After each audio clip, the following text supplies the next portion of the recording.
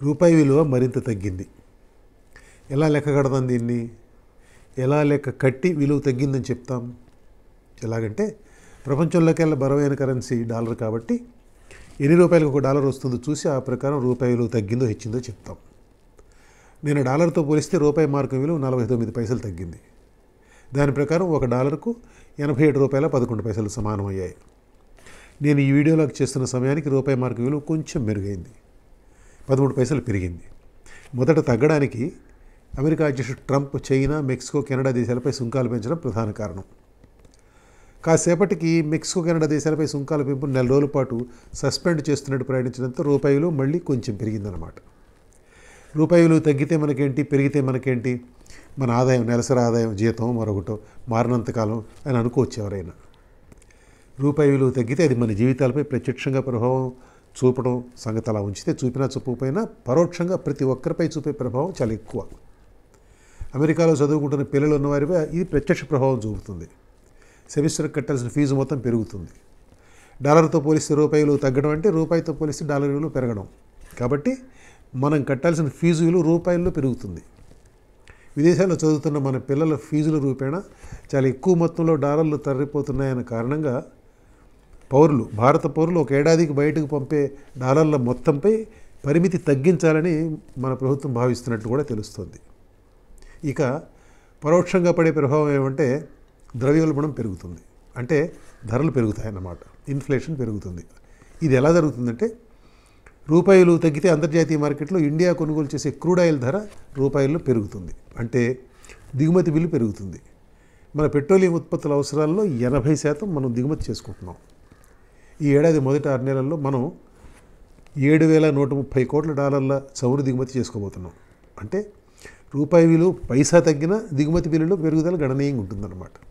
ఈ పెరుగుదల దేశంలో అన్ని నిత్యావసర ధరలను పెంచుతుంది, అన్నిటి మీద పెంచుతుంది. ఈ ప్రభావం రూపాయి విలువ తగ్గినందువల్ల మన దైనందిన జీవితంపై పడే ప్రతికూల ప్రభావం కనబడేది కాదు, సైలెంట్గా ఉంటుంది ఆ దెబ్బ.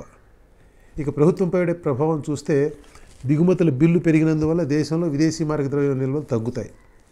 మన దిగుమతుల విలువతో పోల్చుకుంటే మన ఎగుమతుల విలువ చాలా తక్కువ. ఈ రెంటి మధ్య వ్యత్యాసాన్ని ట్రేడ్ డెఫిసిట్ అంటారు. ఈ ట్రేడ్ డెఫిసిట్ మనకి ఎక్కువ కాబట్టి విదేశీ మారక ద్రవ్య నిల్వలు ఎక్కువ ఉండడం అవసరం. రేపు మార్చి ఆఖరితో ముగిసే ఆర్థిక సంవత్సరంలో ఇప్పటికీ $188 బిలియన్ ట్రేడ్ డెఫిసిట్ ఉంది. అంటే 18,800 కోట్ల డాలర్లు. ఇది కూడా రూపాయి విలువపై ఒత్తిడి పెంచుతుంది. ఇంకో ముఖ్యమైన విషయం ఏమంటే ఇటీవల కాలంలో మన దేశం నుంచి విదేశీ పెట్టుబడులు తరలిపోతున్నాయి. విదేశీ ఇన్వెస్టర్లు ఇండియా స్టాక్ మార్కెట్లో పెట్టిన పెట్టుబడులు ఒక జనవరిలోనే 87,000 కోట్ల రూపాయలు తరలిపోయాయి. ఈ డబ్బులు ఎక్కువ శాతం అమెరికా వెళుతుంది. ట్రంప్ వచ్చిన తర్వాత అక్కడ పెట్టుబడుల సెంటిమెంట్ పెరిగింది, బలపడింది. మన రూపాయి విలువ 49 పైసలు తగ్గడానికి సమాంతరంగా డాలర్ ఇండెక్స్ 1.24% పెరిగి 109.84కు చేరింది. బలమైన 6 విదేశీ కరెన్సీలతో పోలిస్తే డాలర్ మారకం విలువను డాలర్ ఇండెక్స్ అంటారు. ఇవన్నీ కూడా పరస్పర ఆధారిత లెక్కలు. రూపాయి విలువ తగ్గితే విదేశీ పెట్టుబడులు తరలిపోతాయి, విదేశీ పెట్టుబడి తరలిపోతే రూపాయి విలువ తగ్గుతుంది.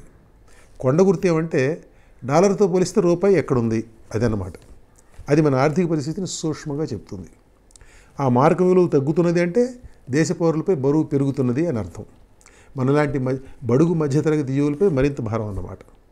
మన ప్రధానమంత్రి మోదీకి ఈ విషయం బాగా తెలుసు కాబట్టే 2014 ఎన్నికల్లో పోటీ చేయడానికి ముందే గుజరాత్ ముఖ్యమంత్రిగా ఉండగానే 2013 ఆగస్టులో రూపాయి విలువ తగ్గడంపై కేంద్రంలోని అప్పటి మన్మోహన్ సింగ్ ప్రభుత్వాన్ని చాలా తీవ్రంగా విమర్శించారు.